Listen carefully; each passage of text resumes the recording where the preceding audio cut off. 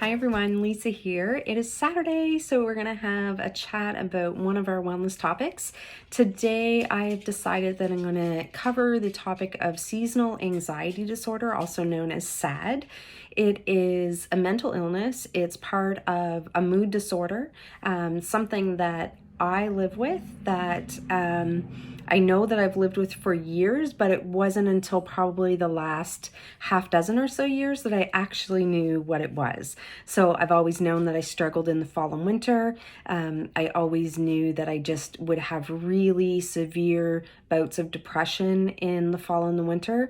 I knew it was some sort of cycle, but I didn't know what it was called. I didn't know there was a name for it, things like that. So it is a thing. If you experience it, majority of the time people experience it from the fall to the winter, and they link that directly to the reduced amount of sunlight that we experience. So it's dark in the morning when we get up, it's dark earlier in the day, and so we're just not getting as much sunlight.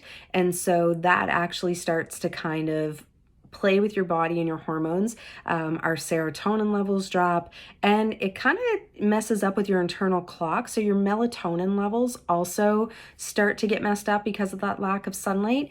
And when your melatonin is messed up, then your sleep is impacted. And so we know how important sleep is to our mental health. And if we're not getting a good quality sleep, then our mood can definitely be impacted by that. So if you notice that in the fall going into the winter, you start experiencing, you're more tired, you're agitated, maybe people are saying that you're more moody than normal, you're finding that you're having some more depressive symptoms, your anxiety is increasing, those could all be indicators that you're experiencing seasonal anxiety disorder. And so, as I mentioned, it can be impacted by the lack of sunlight that we're experiencing this time of year. I know that lately, the past few weeks, it's definitely something that I've been noticing it. If you notice in the fall, all of a sudden you start sleeping in later, you're always tired, you just don't have the energy that you had, you don't have the same interests in your activities that you once had. Those are all, again, just indicators that you could be living with SAD. And so for me, because I know that I'm susceptible to it, there are certain things that I do to try to boost my mood and make sure that I can be as healthy as I can be during this time of year. I see my dog is joining me here. That's Benny. Ben helps me feel better in the fall and winter. He's snuggly, he loves me. So a couple things that I do is I do have a happy light. My sister actually bought it for me.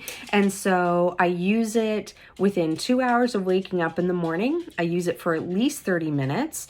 And that is something that I do absolutely every morning, starting probably late August, early September.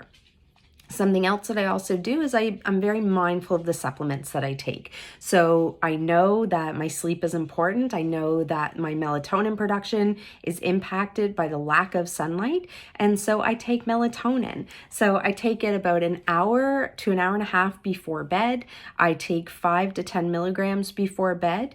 My son, who is actually going to be a special guest here at the end of the video, I forgot to mention that there's a special guest at the end of this video. And so my son takes melatonin 5 milligrams before bed. It's very safe for him. He's 10. And something else that I'm also very aware of is my omegas, making sure that I'm getting enough of my omega, my healthy fats, into my system as well. So for me, I know that those are all very important for my mental health. I take vitamin D year round, but in the fall, I basically double the amount of vitamin D that I'm taking for the fall and the winter. So these are all things that I do to really try to combat and to make sure that I'm as healthy as possible going through this season that I find difficult. Some other really great things that I do, I tend to go for more walks in nature. If I can get walks through the woods in the fall and the winter, I absolutely do that, because being out in nature, being in the trees, listening to the birds, things like that, it's all very soothing for me. I find that very helpful. And just to kind of put a statistic out there for you, so in Canada, every year, so annually, we experience, and this number has been consistent from basically 2000 to 2020 is the range that I was looking at. We experience 3,500 to 4,000 deaths. People of all ages, people of all walks of life die by suicide in Canada every year. That is a huge number. That is higher than people dying from homicides or motor vehicle accidents. So it's definitely something to take seriously.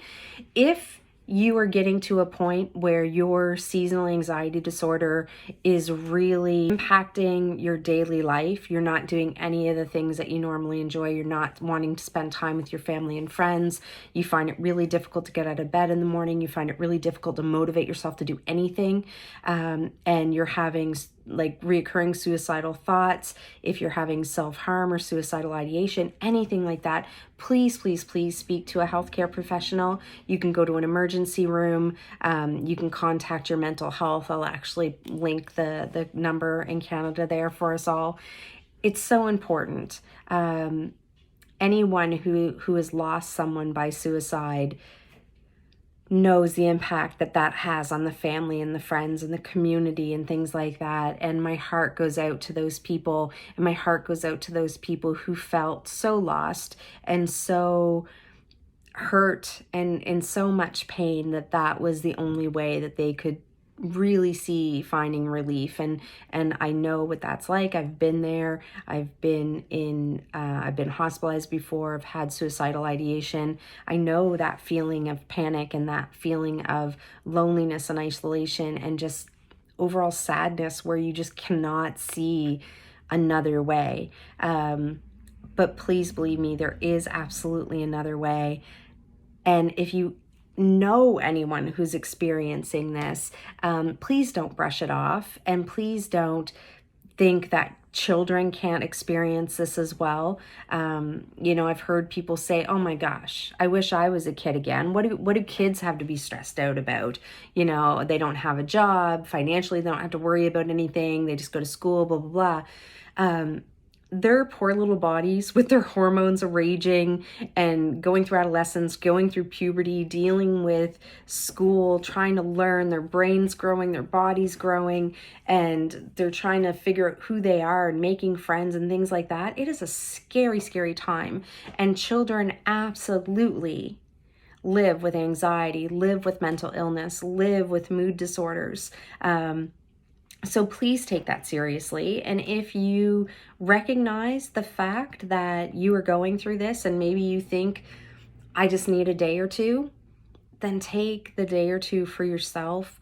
Try to fill that day with activities or with things that bring you joy, that allow you to feel relaxed, that allow you to feel like that calm sense of yourself.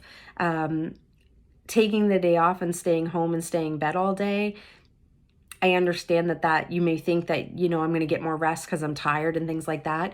But if you're tired because you're depressed or you're tired because you're anxious, staying in bed all day actually isn't going to help. It's probably going to make things worse. And I know that it's so difficult to get out of bed when you're feeling like that. But getting out of bed, doing something that you love or doing something that brings you joy, get your senses involved. Take a look around. What do you see that brings you happiness? Is there a smell? Do you need to go outside? Is it nature? Is there something you can touch, feel, that sort of thing? A family member that you can hug and spend time with? Maybe eating something delicious that brings you joy or brings back those memories. All of those things can be so helpful this time of year. Like I said, the things that I use, my Happy Light, my supplements, time with my family, taking that time when I recognize that I need it. And so, now the exciting part, I'm going to have my special guest. So stay tuned because here comes the special guest for this evening. The guest is my son, Jacob Bezanson. Jacob is 10 years old. He's currently a banana. Hello, I am a banana. So Jacob is my special guest today because Jacob also suffers with anxiety. And Friday of this week, we actually had a really special day together. He had been asking for a little over a week to have a mental health day. And I think it's fantastic that my son recognizes his emotions. He recognizes when he's feeling overwhelmed and when he feels like he needs to have that break. So I made arrangements with work to have the day off. Let him have a mental health day from school, and we spent the day together. So Jacob, I just wanted to ask you some questions. It's like a little interview here. How did you learn how to recognize those types of strong emotions? What, like? Like when you're feeling overwhelmed or you're feeling anxious or really scared or sad or anything like that, like those really strong emotions. Where did you learn that? Over time, and I was kind of born with it. And also, I went to a group that helped me with those. Yeah, you went to a group. Yeah, you definitely were born more on the sensitive side. And I shouldn't even say sensitive, more aware with really strong emotions. And so Jacob actually participated in a group that was learning how to fill your toolbox to overcome anxiety, and then also a resilience group. So just to be resilient when you're faced with those really strong emotions. Do you want to tell them about our day today? Obviously, he got his Halloween costume, which is a banana. What else did we do today? And it actually started last night. Yeah, so last night we had a sleepover. We watched a little bit of Mr. Bean's Holiday, and then we're going to finish it today. We watched like half of it. And today we went out. So first we had a walk with my papa and with the dogs and Tessa, my aunt dog, like a dog. My sister who's a dog, yeah. Yeah. And then we went to the arcade, and I got a lot because I got 500 tickets, but then my mom found some in the car, and that was like 1,500. So I got some Smarties for my sister and some other candy for myself. And I also got a slushie. Yeah. And then we went to like the mall, got this, and went to the dollar store, and I was wearing this. And then we went in the liquor store at Sobeys, and then I was wearing this. Yeah. Yeah. So what we did together was we spent some really nice quality time. Jacob is very sensory, so touch and soft materials and thing, he really likes that. So of course when we were watching the movie, we were snuggled up in blankets. When he goes to bed, he has his blankets and he has his nice pillows, so that was very comforting. He got to sleep in with the animals and I, so we were able to hold hands, and it's just really relaxing for him.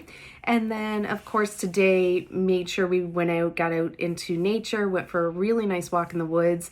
And really important is to spend that quality time with your family. So we called my dad, his papa, and spent some time with my dad and his dog and our dogs.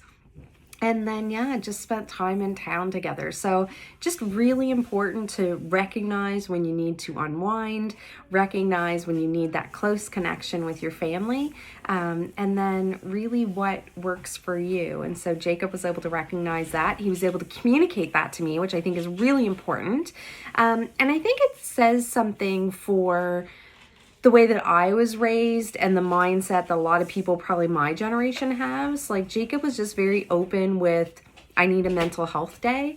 When I called the school to let them know that Jacob wouldn't be in attendance today, I was very open that he was taking a mental health day. Yet, we got questions like, oh, he's playing hooky. What are you going to tell the teacher on Monday? What's your excuse? Are you going to fake sick? No, I'm not going to fake sick. I'm not going to lie about it. I think it's very important that we take care of our mental health. And that's what Jacob and I did Friday. We took care of our mental health. We spent some great quality time together and had that lovely time. Was there anything else you wanted to share with my subscribers? You want to share, Bud, with your journey and how you feel on your mental health wellness journey? It was fun. It was fun today? Yeah. It was relaxing. It was. There wasn't any stress today. No stress today. which was good, right? Yeah. Boom. Love you. I love you. So, thanks very much, everyone. And if you do experience seasonal anxiety disorder, you're not alone. Leave some comments below. Tell me how you overcome it, what works for you. And remember, you're not alone. And it's nice to be able to share and build this community. So take care of yourselves. Don't forget, we are all fabulous on our journey. Kitty cats are wonderful little snugglies for mental health. Poor Binkser. Take care, everyone. I'll see you real soon in the next video.